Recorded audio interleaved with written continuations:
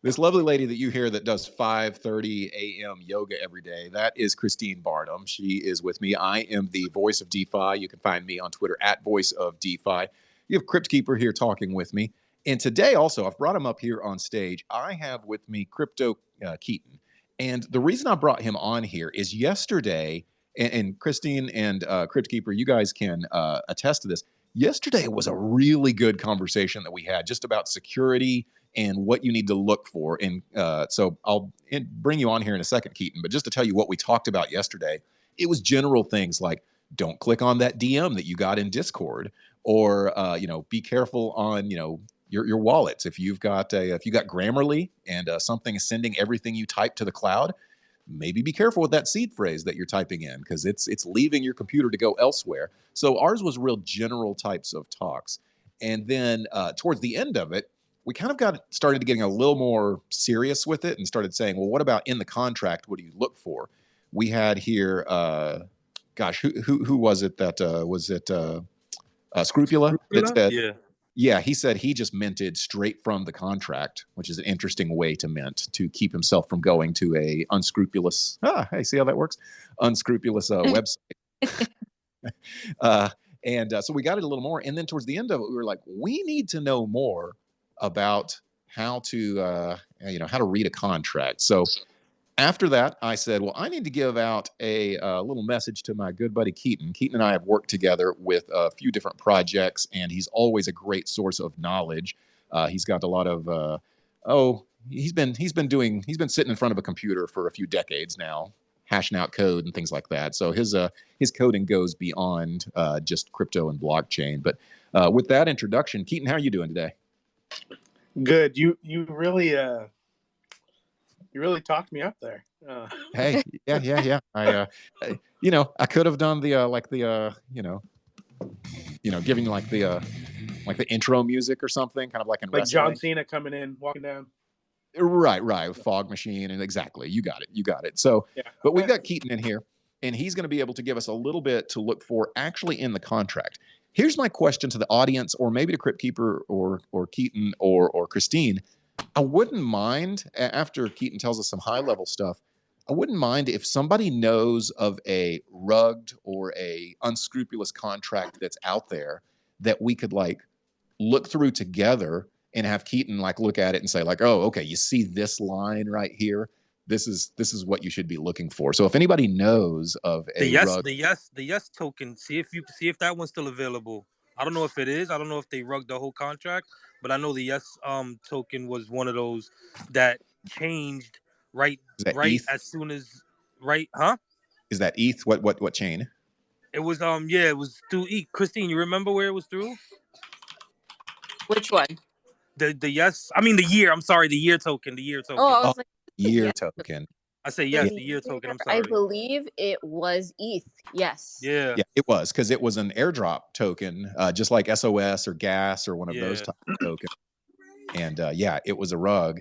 And I think I've seen some forensics on that, so there may be some good stuff in the contract for it. Yeah. But so, Keaton, whenever you are looking to buy an NFT or any token, whether it be on ETH or BSC or wherever, what's like the first thing you're looking for as part of your like due diligence? I mean, for me, I think the biggest thing for due diligence, and it sounds like you guys already talked about that a little bit, is really just clarity from the team. But then one of the things that, at least in most of the spaces that I've started seeing that a lot of people don't do, is they don't publish their contracts to like GitHub.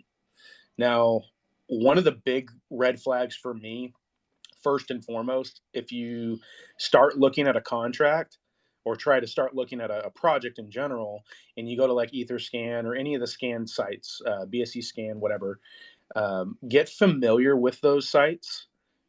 Try to understand. Now there is a difference between there's a tracker page, and then there's the actual contract page. So be careful which side you're on. But on the actual contract page, the contract should be published and verified.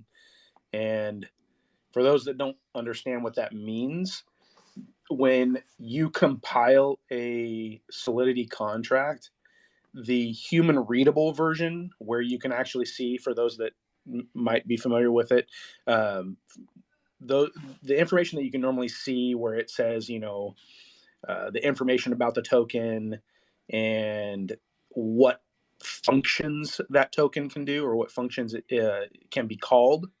That's all the human readable. Well, when you put it to the blockchain, it converts all of that Solidity code into what's called bytecode. So if that is not, after being compiled, if it's not verified, then the project team or owner or whatever can basically say, oh yeah, it's there, but there's no back and forth confirmation between what's actually on the blockchain and what they are claiming they publish. So for me, that's the first thing, is making sure that the contract's published and human readable. So you can not mint a project, but maybe that is what I'm asking. You can start up a project and up until launch, not have it readable, right? Yeah, I mean, technically you can. That was one of the big things a lot of projects were doing over the past couple of years, where they would publish a contract and then either put a fake GitHub or a GitHub out there saying this is the contract code, but they wouldn't verify it on the scan. And the contract that was actually published was a malicious contract. So for me, I like to see a GitHub that shows the timestamps when the project was actually being worked on. That's one. Two, I like to see that the scan site that you're verifying the contract, that it's published and verified. Now, even with those two things, it still does not mean the project and the contract is 100% legit or not vulnerable. Your first steps, right? Yeah, I mean, this is just step one. Just so you know, friend of mine, OG Steve from another project, which I think you're familiar with him, Keaton. I asked him these same questions of what some overview of things you should look for in contracts. And I'm not going to tell you what he wrote, but the first thing he wrote was, check that there is actually a contract. I almost never buy token without a verified source. So boom, you're one for one so far on what another person says. So OG Steve's he's my OG friend. Right. So let me ask this to anybody that's up here on stage already. Have you ever bought a contract or even known about buying a contract that wasn't published? I had no idea. You didn't even know that you could. No. So, Keaton, what's the best way to dumb it down terms? Okay, not explain to me like I'm 5, maybe like 3. How is the easiest way to check whether I can verify the contract? And I mean, I need this to be just for where even I could understand it. That's where it gets a little tricky, because you have to actually understand how to read. If we're talking about BSC or ETH or whatever, you have to understand how to read those sites. So my first and foremost thing I tell any friend that's getting into crypto is, there is no dumb question. You can text me, call me, whatever it is. Everyone needs that friend that they trust. And I know that's few and far between within the spaces that we have. But even if it's a real world friend or someone you've known for quite some time that you trust, that is not going to lie to you, that's going to tell it to you straight, that would be my first recommendation to have in your back pocket if you are not technically apt.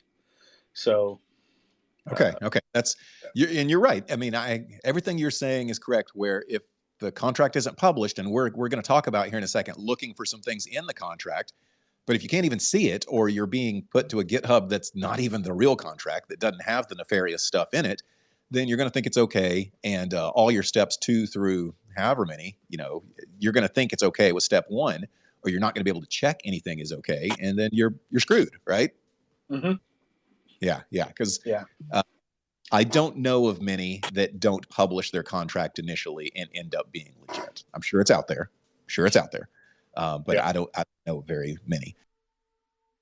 Be sure to listen in to all of our weekly shows and follow us on Twitter for updates.